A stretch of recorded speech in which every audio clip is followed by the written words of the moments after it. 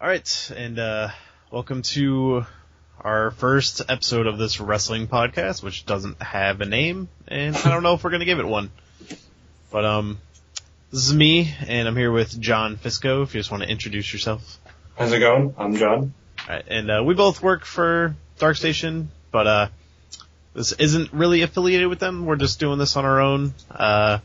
I run my own little machinima wrestling page on YouTube called HCW Hardcore Championship Wrestling, or that's what I'm calling it for now anyway. I hate that name, but it's what I came up with, and I just kind of we talk about wrestling kind of on a regular basis through Twitter and stuff like that. So I thought we would just record a podcast and do it that way instead. Yeah. But so why don't you tell me a little about your introduction to wrestling? I can't remember exactly when, but it was definitely during the Monday Night Wars is when I started getting into it. My brother was really into wrestling, so the two of us would always watch Raw and Nitro back to back. You know, we would try and watch them at the same time and stuff like that. And I never got into the more adult stuff because I didn't really understand it at the time, but I kind of went back to it recently and found wrestling again, and it's been on and off, but recently, with everything that's been going on, I've been super into a lot of the Raw stuff and a lot of the TNA stuff and Ring of Honor and such. So how long have you been watching Ring of Honor? Because I'm fairly new to Ring of Honor myself. I would say probably, back when they had Christopher Daniels and AJ wrestling regularly there. When CM Punk was a Ring of Honor name and no one else knew who he was. Yeah, so you've been in there a while. So yeah, pretty much. Yeah, see, I've only been introduced to Ring of Honor in the last year. A friend of mine, he goes to all the shows in our area. I live in Illinois, kind of near Chicago. You're on the East Coast, right? Yeah, I'm in New York, Long Island. Yeah, so I've only been to 2 shows and 1 TV taping, and it's always been a blast when I go, but I've been dipping into the Ring of Honor stuff kind of slowly. Mm-hmm. But yeah, kind of like you, I Monday Night Wars is where I got in originally. I was always a WCW guy more than WWF, but always liked like The Rock and stuff, and I watched both, but it was always Sting and the NWO for me. Yeah. And yeah, just kind of after the Wolfpack stuff is when I started falling out of WCW and just kind of out of wrestling. And when they merged into WWE, I was kind of done completely at that point. And then, years later, I'd kind of heard about TNA through the grapevine, but I wasn't really following wrestling.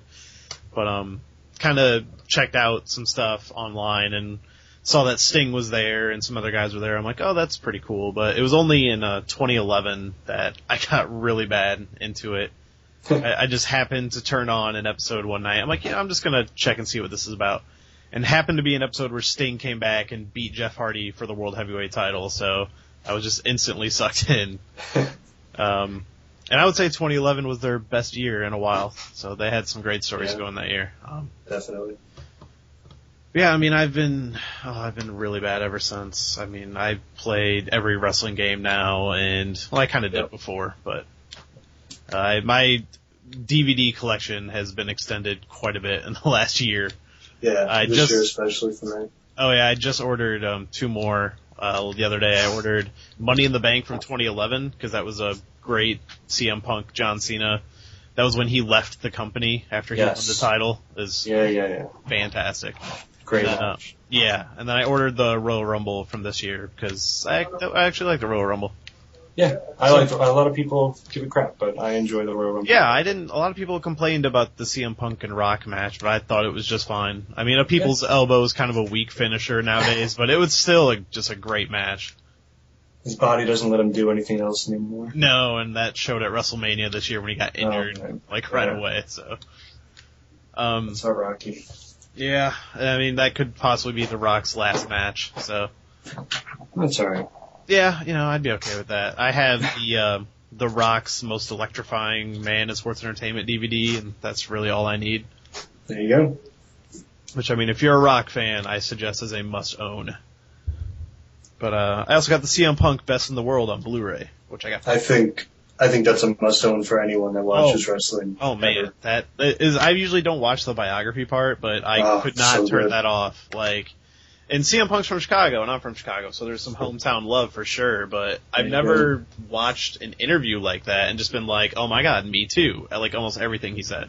Yeah, absolutely. Yeah. CM Punk's definitely one of my favorites, so yeah, must own for sure. And I got it for like $12 at Walmart on Blu-ray. I was surprised. But, so I guess we probably won't be able to do this like as regularly as we would like to. So, I mean, we'll kind of have some breaks in our coverage, but I guess the things to talk about right now is we just had, two, I guess you could call them both pay-per-views, although one was technically a regular episode.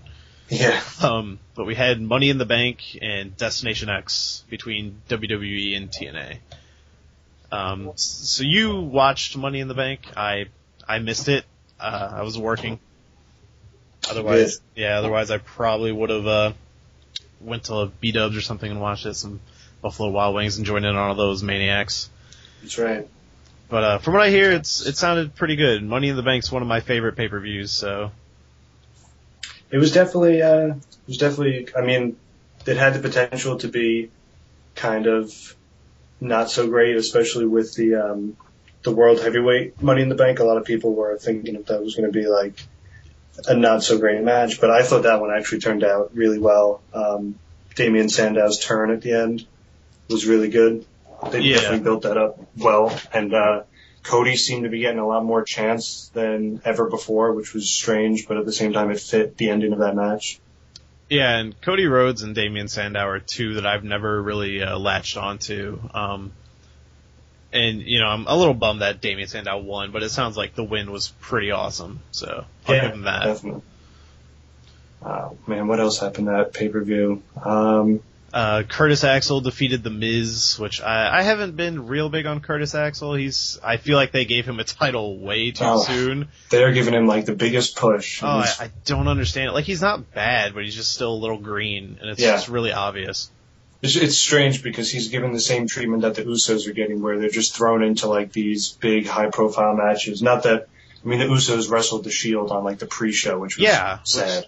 I can't believe the Shield was already bumped to the pre-show. It was a title match. Like, I mean, they did that with WrestleMania. They had a title match. It was the Intercontinental as the pre-show. I think they should have switched those two because apparently I didn't get to see the pre-show, but apparently the Usos and the Shield were amazing in the pre-show, and Axel and The Miz were like, okay, it was a decent match, but I mean, The Miz is just The Miz. Yeah, the Shield is kind of the best thing going in the WWE right now. Yeah. And it's really sad to see them already bumped to the pre-show, so. Yep. Yeah, even during the Money in the Bank match, Dean Ambrose was in the World Heavyweight Championship one, and he did some cool stuff, like he had some high spots and whatnot, but he was not the center stage of that at all. Yeah, I feel like Ambrose is kind of the weakest Shield member. I definitely lean towards Seth Rollins and Roman Reigns more, but I think Reigns is kind of the one to watch out of those three. Yeah, I can see that. And I mean they're a great tag team wrestlers, so it was kind of, I didn't understand that they would be the pre-show. And there's only like 7 matches, like they couldn't just fit one more in there. But no, they wanted to give more time to the wonderful Ryback versus Chris Jericho match. Oh yeah, I can't even imagine. Like, was there any doubt that Ryback would just destroy him?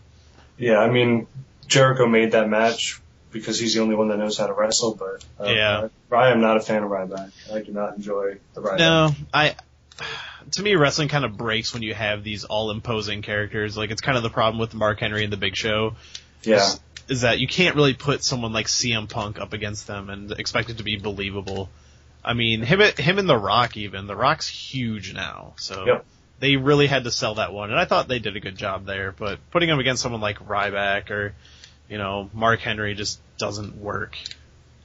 Yeah, agreed. I mean, although it's interesting now because after the Money in the Bank, which I thought it was awesome that they kept the WWE Money in the Bank match as the main event of Money in the Bank. Yeah, that was a smart move. The right thing to do because I did not want to see John Cena and Mark Henry be the main event of that show. No, I can't get behind Mark Henry. It's just boring to me.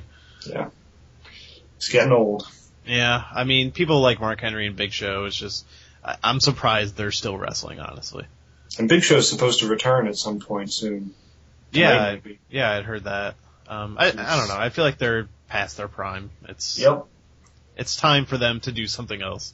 I mean, they're doing that kind of round table stuff now. And apparently Big Show's really good at that. He's, a good commentator. Yeah, I saw him on there a few times. He was alright. I saw R-Truth on there recently, too. That sounds great.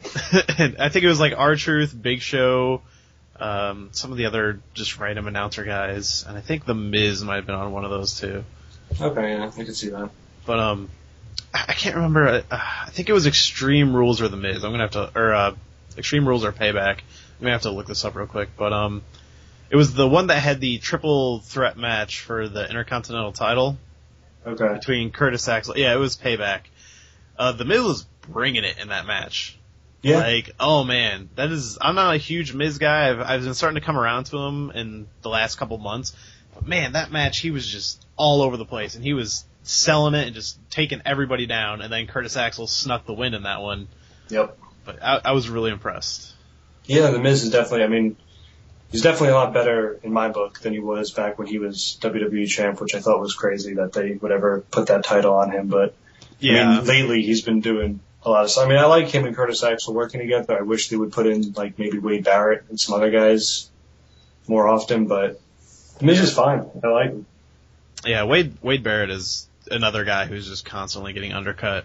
Yeah, everyone thought he was going to win his Money in the Bank match, and then when Sandow won it, everyone was like, oh, I guess Wade Barrett is not the guy. Yeah, I would like to have seen Wade Barrett or Antonio Cesaro take that one. Even Dean Ambrose would have been kind of interesting.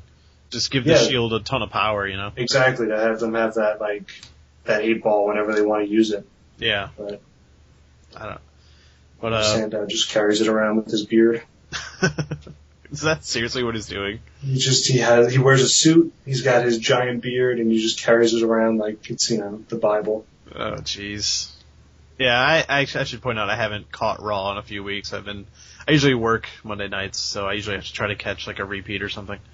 But and the same kind of goes for Impact. I've missed that a few weeks here, so. Oh, shameful. I know. I'm still catching up from 3 weeks behind, so. But yeah.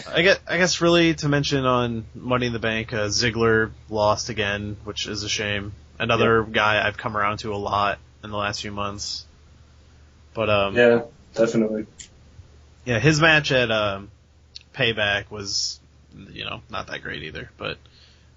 No, but he's been doing some solid work. I can see why they're making him lose, because I guess now he's going to start a big rivalry with Biggie Langston, and maybe that'll be Langston's push, which is okay. I've seen Langston wrestle a few times on NXT, and he's a big guy. He doesn't really do a whole lot other than slam guys down. Yeah, he does that very well. Well, that's all you can ask for these type of guys. Yeah. But yeah, the Money in the Bank ladder match for Raw, I did catch some of that and saw CM Punk get the wound that caused him to have to get 13 staples in his head. That looked pretty rough. Thanks, Paul Heyman. Yeah, that was an interesting turn. I was not expecting that. Yeah, that was good. I was expecting Axel to come down, which he did, and I was not expecting Heyman to just beat the living daylights out of CM Punk with a ladder, which was great. Yeah, I expected kind of a Heyman turn at some point, but not in the way it happened. I thought Brock was going to come down during the ladder match and totally take out Punk, but... the following Raw after Money in the Bank, the beatdown that Brock gave to Punk, that was just that great. Was crazy. I did see that. That was kind of crazy. He yeah. I don't know how they're going to play that match off believably. Well, like you were saying before about Mark Henry and Big Show with the size difference. Seeing Brock Lesnar throw around CM Punk like a rag doll, the size difference is absolutely ridiculous. Yeah, so I can't see Punk coming out of that match the winner. I assume he'll, if anything, he might sneak a win, get a good roll up or something. Yeah. But it'll depend on the match stipulations. If it's Extreme Rules or something, maybe a weapon could give him the edge. Sure. But I feel like he'll just put up a good fight, and then they'll lead into some other storyline with that. maybe against Curtis Axel or something. But he just can't go toe-to-toe with Lesnar in a believable situation. I don't think there are many people that could in the WWE to make him believable. No, like, you got Cena, you got, Mark Henry and Big Show. Yeah. Sheamus, even, I could believe that. Yeah, when he's not doing his wonderful 1-800-FELLA commercials. Oh, those are great. Oh, man. Like, great in the worst way. Sheamus has become, like, the comic relief, which is so strange, because I feel like 6 months ago he was, so popular, he was a champ, and just doing his thing, kicking people, and now he's, losing to people every week. Yeah, I don't know what's going on there. They had, they had that weird random promo like a while ago where he came out against Wade Barrett for like no reason, just talking about the movie that Wade Barrett was in, that Dead Man Down. And did that turn into anything, or is it like? No, I thought they were going to start building in a Barrett Sheamus, because at the time Barrett was the Intercontinental Champion, and I thought they were going to build a rivalry there and put him in a title match, and just nothing ever happened. It was literally pointless. That's a shame. Yeah, so I don't know what they were doing there, but Sheamus needs to get back in the title picture. Yeah. But luckily we got Daniel Bryan in the title picture, finally. Yes. Oh man, that was, I didn't mean to be funny with the yes, but yes, like that was such a good moment last week when they picked him as the guy, and they finally said, here's your shot at the WWE Championship. Yeah, which he's been World Heavyweight Champion at least once. Was it only the one time? I think it may have been twice. Okay. Because he won it with his Money in the Bank briefcase. I think he also won it legitimately. Oh, okay. Because I just know because I started coming into WWE again at that time when at that WrestleMania where he lost it in 18 seconds. Yep. That was kind of ridiculous. So. To Sheamus, nonetheless. Yeah, that was quite possibly the worst decision they've ever made, is having that match last 18 seconds. Yep. But yeah, pretty rough. But Daniel Bryan, I hope he takes it. That'd be great. I can't wait for SummerSlam now. Yeah, I don't think there's any other matches announced. I'm sure we'll get CM Punk and Brock Lesnar. Yeah, those are kind of the only two. We might get a Ziggler match with somebody. Ziggler versus Langston on the pre-show. Yeah. With AJ as the special guest referee. Oh god, that would be interesting. Yeah, I'm sure we'll get a tag team match, hopefully in the actual show this time. Yeah, I'm hoping we get maybe a Wyatt family match or something with them, because they've been doing the Wyatt family fun stuff. Their entrance has been the best part of that so far. Yes, absolutely. That entrance is so. Although Bray Wyatt was on the mic, I think last Raw. That was a good promo. Yeah, his promos are not bad. I mean, they're crazy, and he just kind of yells and sounds like he's from Louisiana, which I don't think he is, but he pulls it off pretty well. Yeah, that was actually, I was surprised by that promo. I did not expect it to go as well as it did. Yeah. Because I kind of thought these guys were just kind of come in and flop. Just because they built it up for so long, and then they just look like three hillbillies. So I wasn't sure how it was going to turn out, but so far they're doing pretty good. I mean, I was lucky enough to watch some of the Wyatt family in NXT when I had a subscription to Hulu Plus. I was watching a lot of NXT because I wanted to see the new guys and guys I haven't seen before. And the Wyatt family was always good. But my problem with them, and it still is the same problem, is that the two big guys, I think they're Eric Rowan and Luke Harper, are not the greatest wrestlers in the world.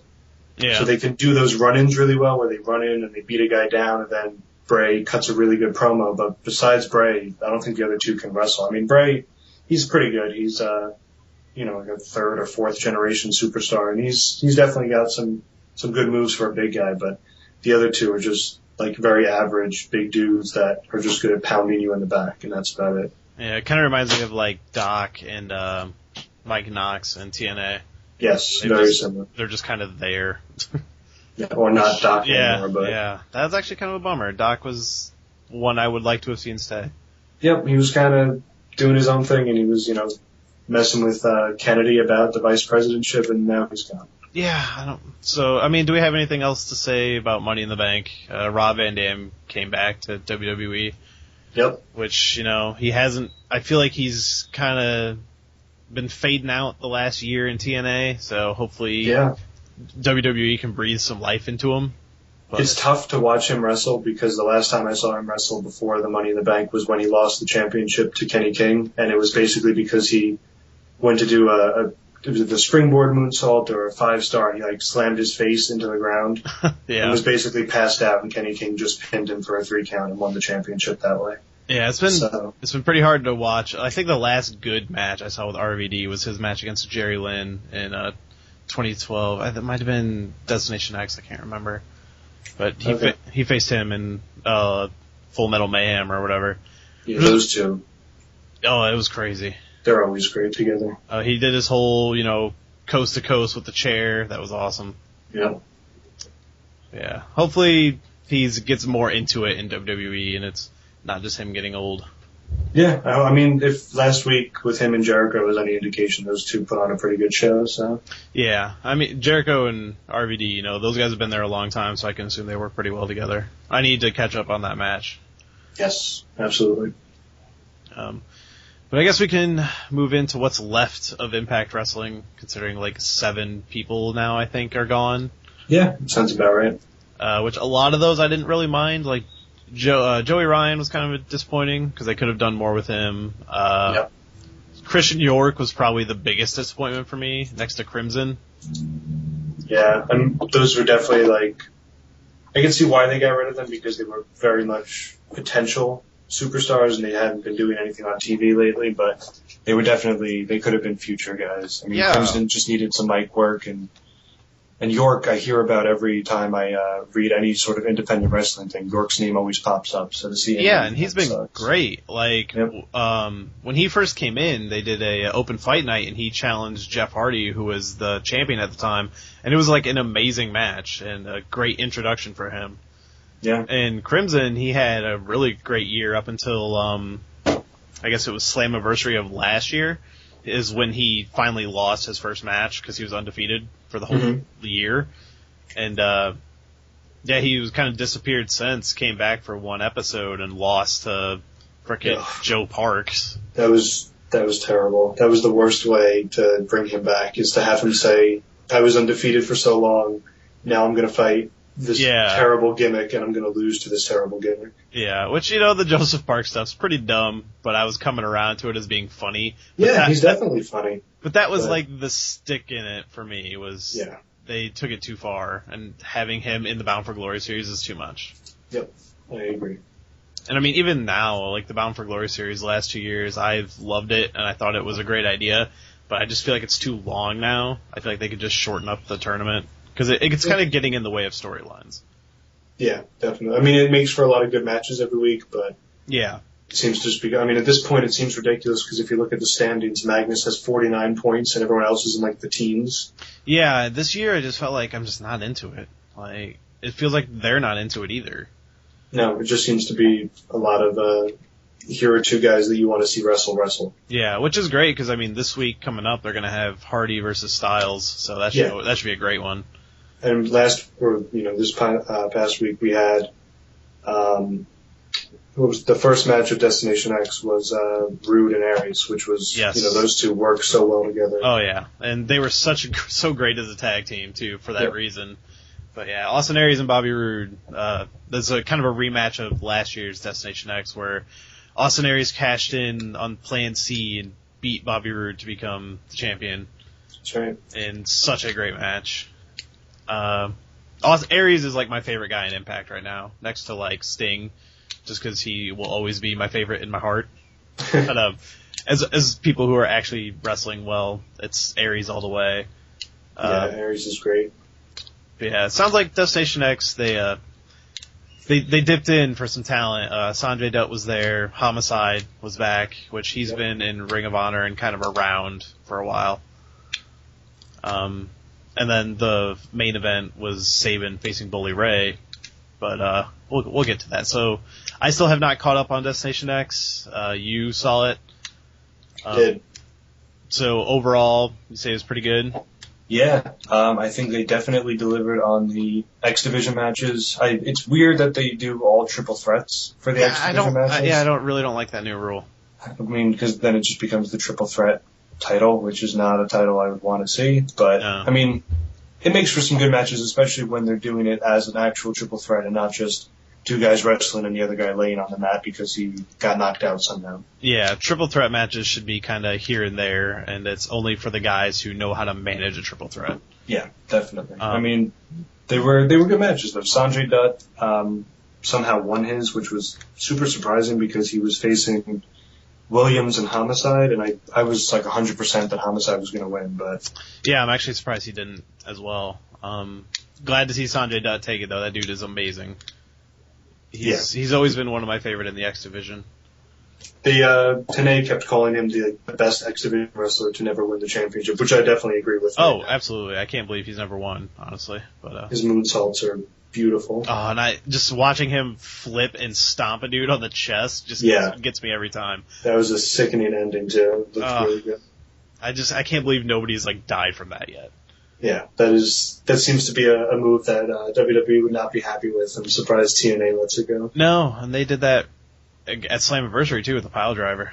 And I mean, speaking of trying to kill guys, Homicide's Gringo Killer on Petey Williams was terrible looking. I mean, Lance Storm tweeted out on Twitter that he would never take a Gringo Killer for his entire career. Like he'd rather quit wrestling than ever take something like that because that is just the scariest move. Homicide's a crazy dude though. Yeah. Like I have that Ring of Honor, Ring of Hardcore DVD, and he's in a barbed wire match with Steve Corino.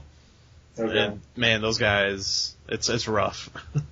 Gringo Killer into the barbed wire. Pretty much, like multiple times. There's a lot of barbed wire going on in that match, and you know, Homicide at least has clothes on to take it, and Carino's just in like his little tights. So. Oh man. But yeah, that was a good match. Manic winning was a little surprising to me because he was up against Chavo and Kenny King, and I thought that Kenny King was like the clear guy to pick. But they seem to be pushing Kenny King Manic. Was gonna make it. Yeah, they seem to push Manic right now, Suicide, whatever you want to call him. He'll always be Suicide. I can't believe they changed his name. Yeah, they took Suicide off of his costume, and now it just has that M logo, so I guess Manic is his name. Yeah, but I mean, like at this point, they showed who he was. Why not just call him T.J. Perkins and not use the costume? Yeah, I don't get it. That guy's amazing. He's been the one under the Suicide costume for a little while now, and those matches have all been great. But I've noticed that like he's not really good at wearing the mask because he's constantly fixing it. I mean, full body costume has to suck to wrestle. Oh yeah, it's just uncomfortable. And it was different when like Kaz or Daniels were in the costume because they're like bald, so. You know, they would never have to worry about that kind of stuff, but you can tell he's just got like a head of hair under there and he's constantly moving it around. Yep. But, I wish they would just get rid of the costume. I agree. I think it's the gimmick that worked well when it was promoting the video game, and now it's just kind of tired. Yeah, I feel like he's someone that they should have just brought out for matches when you need someone to do crazy stuff, and maybe not just have him as a champion. Yep. But Aries being in the costume was one of the coolest things they've done recently. Yeah, I thought that was really well done. Yeah, very surprising. But, yeah, I totally picked Kenny King for that one and was completely wrong. Yep. But, and then, I think the third match, X Division qualified, because all these, basically there are three winners and the three of them go to this week's, Impact to have an Ultimate X match, which I think will be awesome that they're doing that on live TV. Yeah, and I'm kind of bummed they didn't do it at Destination X, but you only get so much TV time. Yeah, although, I mean, if you cut the 3 triple threat match and just do the Ultimate X match, that could have worked, which would have been cool, but... Yeah, just have like a crazy, 7-man Ultimate X match, Just throw everyone, all 9 competitors in the Ultimate X match. That would have been amazing. Because they've done stuff like that before. Yeah. I mean, they even had they should have brought back that cage thing that they used to do. The big circular dome that just covered the ring. Oh yes. Oh, that would have been amazing. I don't remember what that was called, but I remember that. Yeah, it's ridiculous. I don't remember, but it was. Was that the escape match? I think so, because you had to climb to the top and climb out the little hole in the top. That's right. Yeah, because I've seen Homicide win one of those, so that would have been pretty cool. Yep.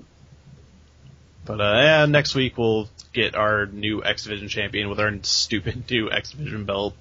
That's right. I'm voting for Greg Marisculo, or whatever his name is. I would love to see Sanjay Dutt do it, but I think it's going to be Manic. Yeah, probably. Maddox going to carry around the Intercontinental X Division Championship. That thing looks so stupid. It's not a good belt. No. It is not a good belt. Like, I loved the big red X on the old belt. Yep. Even the belt before that would have been better. It was the regular. Yeah. It was just a gold belt with a red, like, X tape over it, which looked fine. Yeah. It's just, I mean, someone pointed out on, I think, Bleacher Report that, it looks like the Intercontinental title with an X put over it, and now that's all I see whenever I look at it. Yeah, now that you mention that, that's totally what I see. Oh, it's terrible, because every time I look at it, that's it. Man, now that's all I'm gonna see. Yep. Well, let's move on to the main events, which surprised everybody. Yeah, that was weird. I didn't think that would happen. Oh no. So one thing I appreciate about TNA is they'll go out on a limb for people. Like, they'll give someone like Austin Aries the World Heavyweight title when he's clearly an X Division dude. And, you know, now I can only see Aries as like a world contender. Like, I don't even see why he's in the X Division anymore.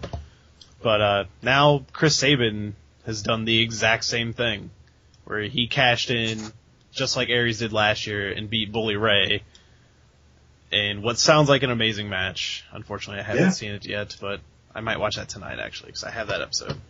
It was good. It was definitely a good match. Surprising that the two of them could pull off a good match with the size difference, but... Yeah, but, I mean, they brought this up that these two have a history. They've wrestled a ton of times before in tag team division, and they're both professionals. They know what they're doing in the ring. And I'm just very glad to see TNA go out on a limb and give the title to Sabin. And I like we were talking about the other day, I hope it's just not a moment. Yeah, it'd be nice if it wasn't just, I mean, the same thing that happened with Aries when he won the X Division title, pretending to be Suicide and then lost the title the next week. I hope that doesn't happen to Sabin with the world title. Yeah, see, I'm okay with the whole Aries thing just because, like, it gave us a little bit of a story and made Sabin look a little tougher, and now, you know, he's the heavyweight champion. True. But, yeah, with the world title, I don't like when they play games like that. It's kind of like how James Storm held it for, like, 2 weeks. Yeah, sad. Yeah, and James Storm definitely deserves another shot, so. But they got him stuck up in tag team division with, Gunner, so. Yeah, those two haven't been on TV in like a couple of weeks now. It's ridiculous. No, I think, 2 or 3 weeks ago they had a match against, Robbie E and not Robbie T, but, Jesse. Yep. Mr. Spectacular. Yeah. Which, you know, whatever, he's okay. Yeah. I'm fine with them. I mean, they do their job as silly heels. They're very good at it. Yeah, so. Exactly. But Tara, their ring girl, is now gone, so. Yep. She's another one. Everyone's leaving. Yeah, it's a bummer. Which, you know, and back to this X Division, or the World Heavyweight title, it's odd to me that Chris Sabin won when they were just building up the whole main event Mafia to battle Aces and Eights. I feel like they're gonna this will only be a moment, and Bully will get it back, so that, you know, the main event Mafia has a reason to go against Aces and Eights, or they'll lead into some other story, and the Aces and Eights stuff will end sooner than we expected. Yeah, I mean, I was hoping that it would go at least until, because we're almost, wrestling-wise, their next pay-per-view is Bound for Glory, so, you know, we're coming up on it. I think it's October is when they normally do it, and it's early October they're doing it this year, I think. I'm not sure what day it is, but, yeah, I was hoping they could actually make it to Bound for Glory with him as the champ, and then, you know, obviously the winner of the Bound for Glory series. I think it's going to be Magnus. Yeah, at this point, it's kind of hard to imagine it being anybody else. It's kind of ridiculous with his lead, and also, you know, the fact that the next closest guy is Joe, who's also in the Mafia, so it'll probably be those two battling it out at the end of it. Yeah, I'm not sure. Like, I just feel like they've ruined the main event Mafia story. Yeah, pretty much. There's no I mean, if they want to get rid of Aces and Eights, that's fine, but now they hold no power over the company, so... Yeah. It's like you guys ruined it by making the match between Sabin and Bully Ray a pretty clean match, and then Bully Ray is no longer the champ, so good job. Yeah, so I don't know what's going to happen with that. I feel like it's going to end pretty shortly, which is a bummer. I mean, again, I was glad to see Bully Ray have the title at all, so... Yeah, definitely. I mean, that was a cool moment when he won it. It was fun. Yeah. Long time coming in his career, and he totally deserved it. Yep. And, you know, as far as singles competition go, I'd rather see him have it than Devon, so... Not that Devon is a bad singles competitor, I just think Bully brings more to the table. Yeah, definitely in terms of mic skill too. Yeah, oh yeah, exactly. But yeah, so I mean, TNA's obviously been having its money trouble since going on the road. Joey Ryan did an interview afterwards, and it sounds like it's just pure money trouble because it's too expensive to go out. That makes sense. But at the same time, if they want to, advance the company, they need to travel. So that's right. I mean, I've been liking the live shows a lot. I think the format of them is really fun, and seeing them in different places is always cool. But if it's causing so many problems with the talent, I don't know how long that's going to last with people putting up with that. Yeah, they lost a lot of people in such a short time. And, most of them I was okay to see go. Alex Silva, mostly the gut check guys. Yep. Like, I was cool with all that. Like I said, Christian York and Crimson were the two that really got me the most. Because for a long time, Crimson was like, this is going to be our next big thing. And then it just never panned out that way. Yeah, and Matt Morgan is also gone, which is... Yeah, that was a real bummer. Seems weird. I mean, he was another guy they built up over and over again and then just did absolutely nothing with. Yeah. And, they tried to get him in multiple stories just in the last year, and they just kept turning into nothing. Yep. Teaming up with Joey Ryan for, no reason. Should have just put Matt Morgan in the Aces and Eights. Give him Doc's job. Yeah, so, even with AJ Styles, they'll never get rid of Styles, obviously. Yeah. It'd be a dumb move if they did. But, yeah, I would have liked to have seen AJ go into Aces and Eights even, just for something interesting, but...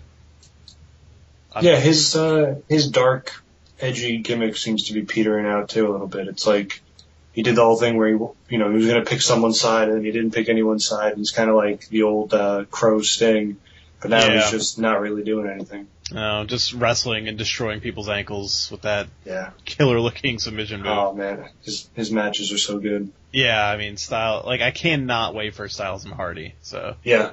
That's always going to be a great one. One of my favorite matches of last year was a three-way between Rude, Styles, and Hardy.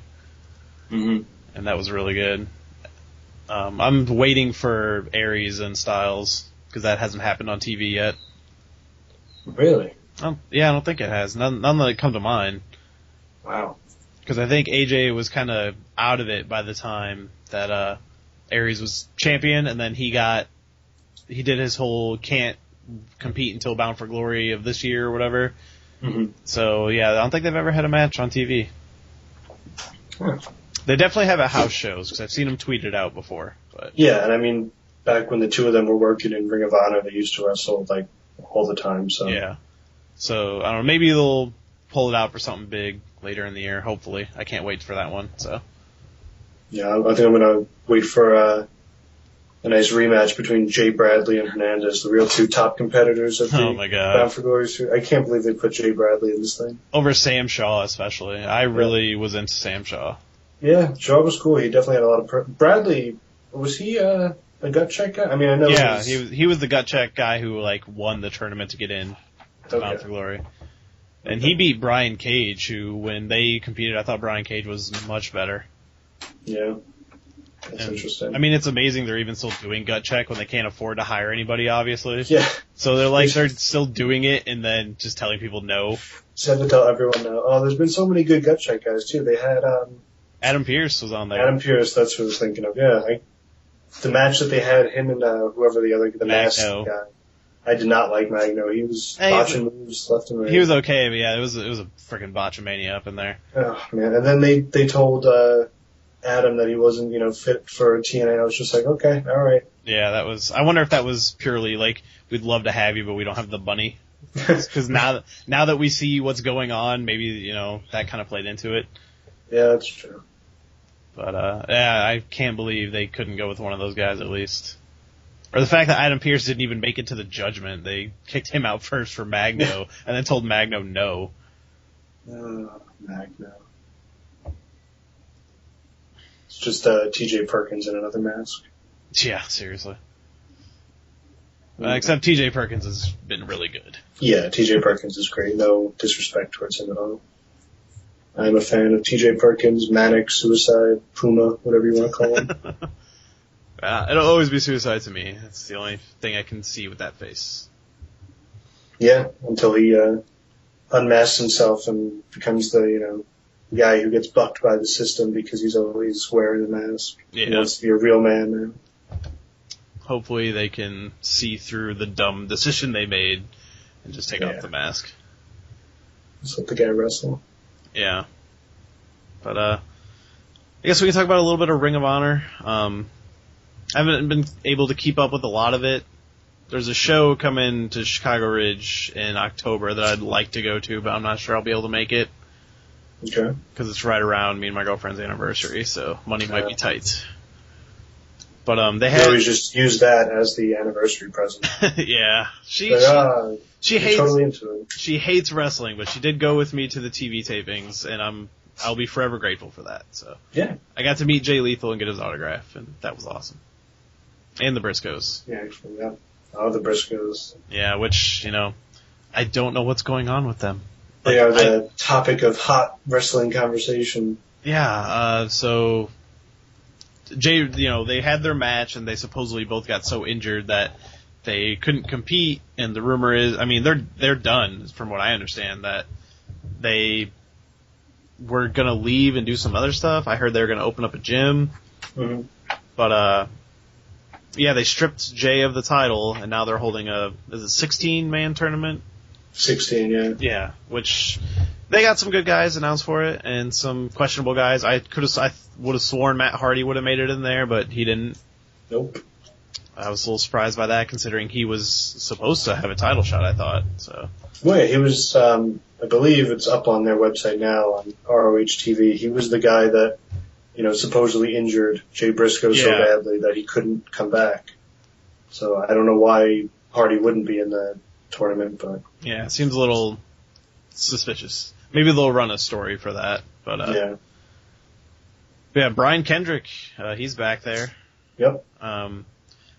They don't really have just a list of everybody. I've been trying to find it on their site, but they don't just have here's all the members. But that seems weird.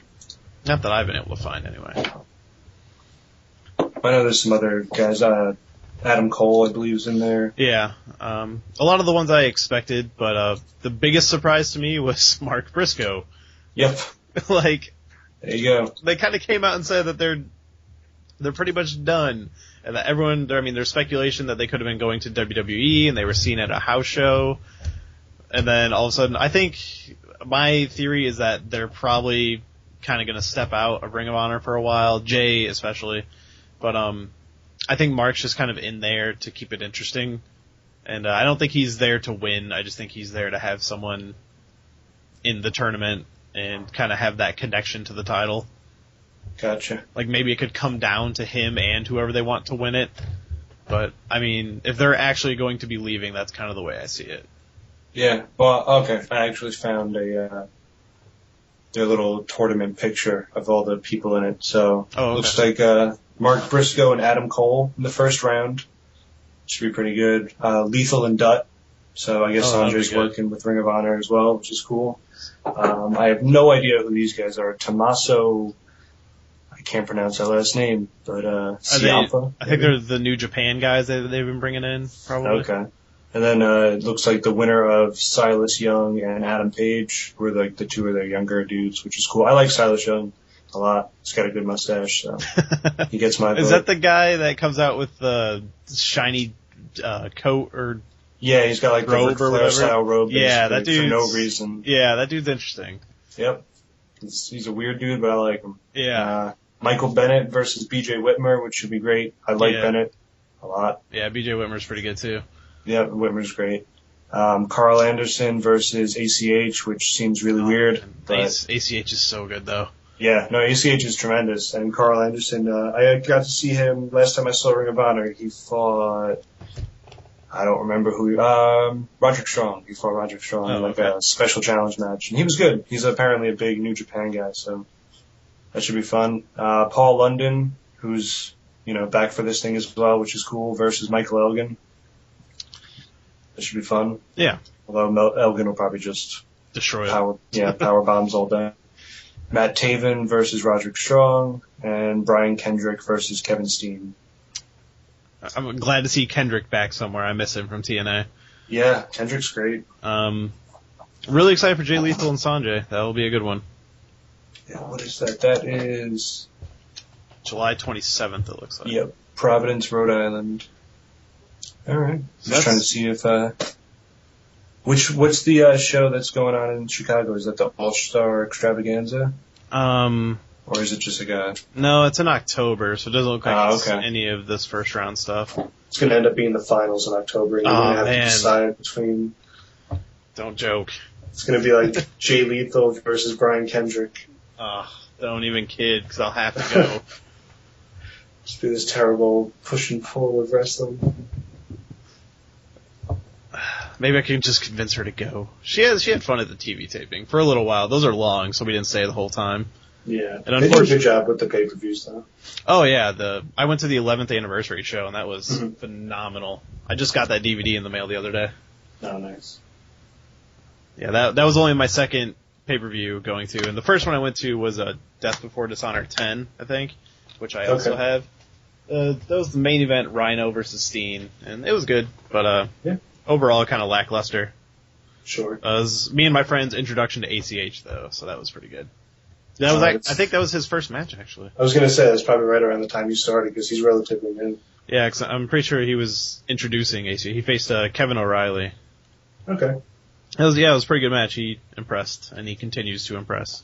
Yeah, ACH, the fans love him. It's ridiculous. Oh, he's great. I hope he gets picked up by Impact someday. He fits right in with the X Division.